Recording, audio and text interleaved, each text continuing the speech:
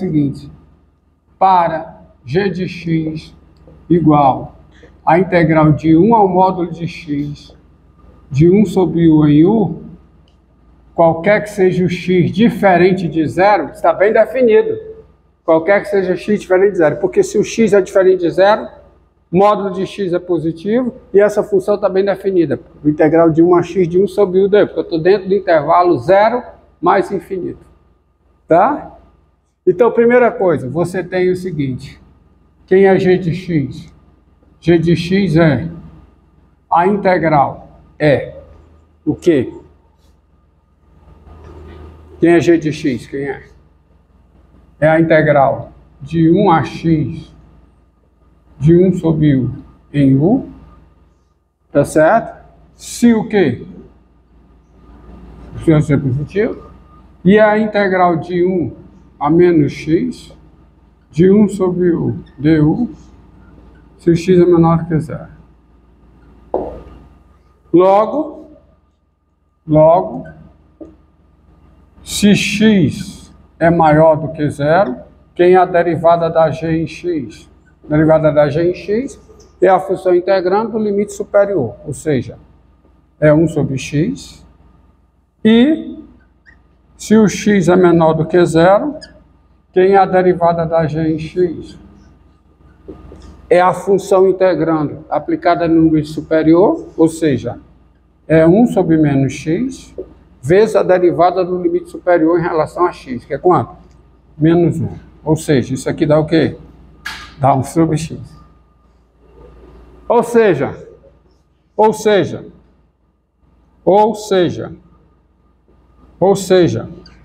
a derivada de g em x é 1 sobre x, qualquer que seja x diferente de zero. Logo, quem é a integral de 1 sobre x, a integral indefinida? É a função g mais uma constante.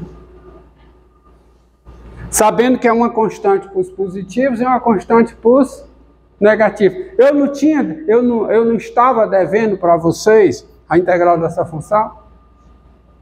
A integral indefinida dessa função está aqui. É a função g. Quem é a função g? Essa daqui. Certo? Tá? Essa função aqui, ela recebe um nome especial, cenas dos próximos capítulos. Ela é a função chamada de função logaritmo natural.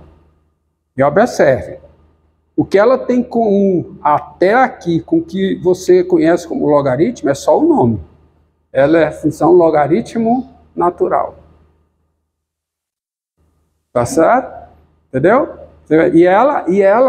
E quando você pega essa variação aqui, um modo de x, a integral de 1 sobre x.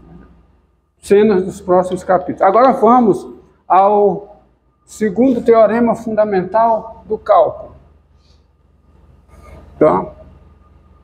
Segundo teorema fundamental do cálculo. Entendido, né? Isso aqui?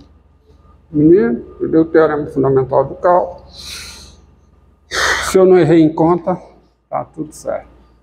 Tá? Daí, ó. Isso aqui é fundamental, ó, você escrever desse jeito, porque aí você pode aplicar a forma. Você pode até tirar a forma direta. Teorema.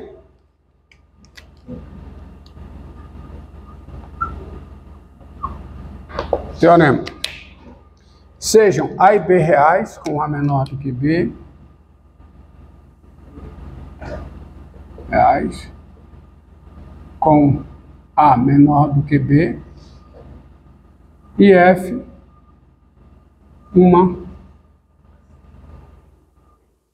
e FG funções.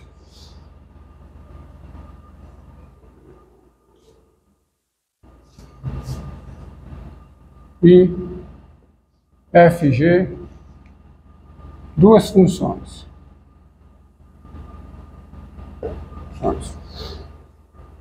Se a função f ela é contínua do intervalo fechado AB. Bem, se ela é contínua no intervalo fechado AB, ela é integrável no intervalo fechado AB.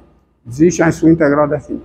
Se a função f é contínua no intervalo fechado AB e g é uma primitiva conhecida, é uma primitiva de f no intervalo fechado AB, você já sabe que é primitiva, né? Isso se remete à integral indefinida. Então, você tem a seguinte forma: a integral definida de AB da f é igual a g de b menos g de a. Só isso. Isso é conhecido como segundo teorema fundamental do cálculo. Segundo teorema fundamental do cálculo. Segundo teorema fundamental do cálculo, tá? Sejam A e B reais, com a menor que B, se f é contínua no intervalo fechado AB e g é uma primitiva de f nesse intervalo fechado AB, então a integral de A até B da f é g de B menos g de A. Prova disso, rápido. A prova é imediata. Pelo primeiro teorema fundamental do cálculo. Primeiro teorema fundamental do cálculo gera o segundo teorema fundamental do cálculo. Vamos apagar aqui. Apaguemos aqui. Vou deixar aí o teorema para você ver. Olha como é fácil.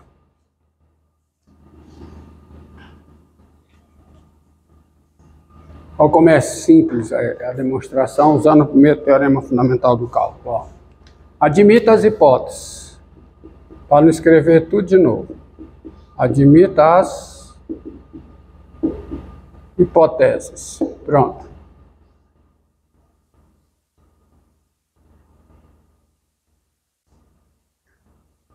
A função, tá? Admitindo as hipóteses, a função h do intervalo AB em R, a função h do intervalo AB em R, dada por h de x, preste atenção, igual a integral de a x da função f, integral definida da função f, qualquer que seja o x pertencente ao intervalo AB, ó. Olha, o intervalo é o intervalo AB. Nesse intervalo, por hipótese, a função é contínua. E o A está no intervalo fechado AB. Então você veja bem, ó, eu vou usar o teorema aqui, onde o I é o intervalo fechado AB. O A é o A. O A lá é o limite inferior do intervalo. E a f é a função que é contínua no intervalo fechado AB. Então, o primeiro teorema fundamental do cálculo diz que essa função ela é diferenciável, ou seja, ela tem derivado em todos os pontos do intervalo AB com quem é a derivada da h em x? Quem é? É f de x. Qualquer que seja o x pertencente ao intervalo AB. Em outras palavras, essa função h é uma primitiva da função f no intervalo fechado AB. Mas a hipótese é que a função g também é uma primitiva. Então, a função h e a função g são duas primitivas da mesma função f no intervalo fechado AB. Mas eu sei que se duas funções são primitivas de uma mesma função no intervalo, nesse intervalo elas diferem por uma constante. Então, daí, qual é a conclusão? Existe uma constante C real, tal que G de x é H de x mais C, qualquer que seja o x pertencente a B. Né? H é primitiva da F no intervalo fechado AB. A G, por hipótese, é primitiva da F no intervalo fechado AB. Então, as duas diferem por uma constante no intervalo fechado AB. Logo, em particular, G de A vai ser igual a H de A mais C. Porque não vale para todo x no intervalo fechado AB? Então vale no A. Mas quem é H de A? Integral de A até A, quanto é? Zero por definição. Ou seja, G, o C, essa constante C, quem é? É o G de A. Assim, você tem a seguinte igualdade. G de x é igual a quê? A H de x mais G de A, qualquer que seja o x, no intervalo fechado AB. Portanto,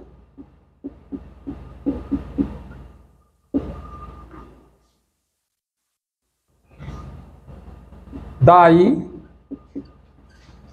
em particular, de novo. Ora, a igualdade vale para todo x no intervalo fechado AB. Então, vale no B. Em particular, G de B é igual a quê? H de B mais G de A. Ou seja, o H de B, quem é H de B? Quem é H de B? Integral de A até B da F. Integral definida de A até B da F. Quem é isso? Quem é? É o G de B menos G de A. Acabou a demonstração. Isso diz, portanto, vou apagar aqui. Isso diz, portanto, o seguinte. Quem é a integral definida? Quem é a integral definida? Quem é a integral definida de 0 a 1 de x2 da função de x2, de x ao quadrado? Quem é? Basta conhecer uma primitiva. Quem é uma primitiva? x3 sobre 3. E eu vou pegar x3 sobre 3 de 0 a 1. Vocês lembram da notação? Quando aparece G de B menos G de A, quem é isso? Quem é? É G de x de AB. Estão lembrados da notação? Então, vou botar assim, é x3 sobre 3 de 0 a 1. Ou seja, é o valor dessa expressão no 1, que é quanto? 1/3 menos o valor do 0, que é 0. É 1/3. Então, o que você acabou de calcular foi o seguinte, ó. Você acabou de calcular foi essa área, ó.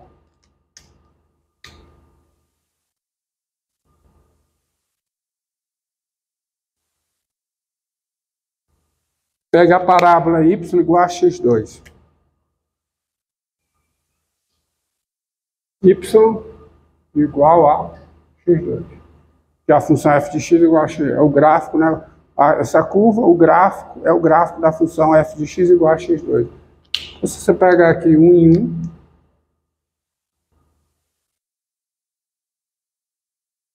você calculou a área dessa região. Sendo ômega essa região, a área de ômega é o quê? 1/3 unidades de área. Porque a integral, quem é a área dessa região? É a integral de 0 a 1 da função x2. Integral definida. Tá? Integral definida. Entendido? Tá? Veja. Vamos lá. Quem é a integral de 0, tá? A π do seno. Ó, integral de 0 a π do seno. Primitiva do seno. Eu preciso de uma primitiva, eu não preciso de todas não, ó. Eu só preciso de uma primitiva, tá? Se f é contínuo, olha aqui. Se f é contínuo no intervalo fechado a b e g é uma primitiva, ou seja, qualquer primitiva funciona. G primitiva de f em AB, a integral de A definida é. Esse teorema, ele relaciona o quê? A integral definida com a integral indefinida. Porque se eu conheço uma função dentro da integral indefinida de f, veja bem, tá certo? A integral indefinida de uma função é um conjunto de funções. Por isso a minha frase. Se eu conheço uma função dentro da integral indefinida de f, eu conheço todas. Porque em cada intervalo maximal do domínio de f, tá? As primitivas diferem por uma constante. Por causa disso. Então, se você tem isso aqui, se G é uma primitiva de f, ou seja, no intervalo fechado AB, a integral de A até B da f é G de B menos G de A. Isso relaciona o quê?